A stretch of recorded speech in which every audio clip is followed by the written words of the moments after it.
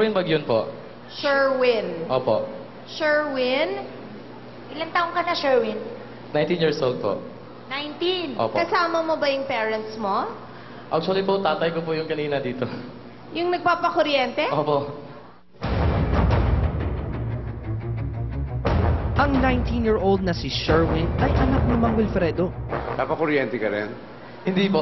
Anong talent mo, Sherwin? Kakanta po ako. Sabi ng papa sa akin, na-discover niya sa akin yung bata pa ako, kumakanta ako, humaharap ako sa, sa may videoke. Tapos, nung na-discover niya na may talent akong ganito, tinuruan niya na ako. In-enhance niya yung talent ko hanggang sa, ganito. Okay naman, na-develop naman yung talent ko. Okay, good luck, Sherwin. Salamat po.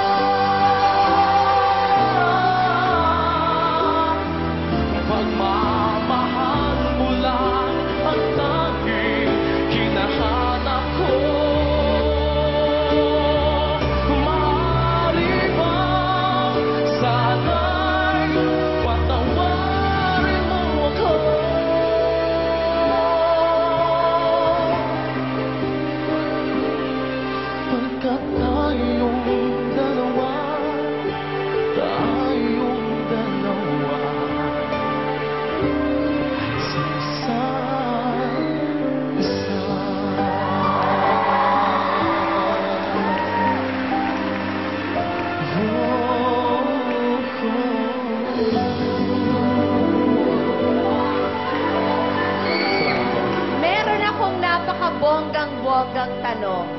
Ang ganda-ganda ng boses mo, bakit kailangan kuryentehin pa ng tatay mo ang sarili niya? Kung ako ang daddy mo, babantayan na lang kita. Di ba, friendship? Hindi, and I'm sure, baka naman meron kang pinagmanahan. Si tatay mo o nanay mo. Si tatay po. O, di dapat gumantala yung tatay. Kasi nyo nga si Hindi na Padi. nagpakuryente, day.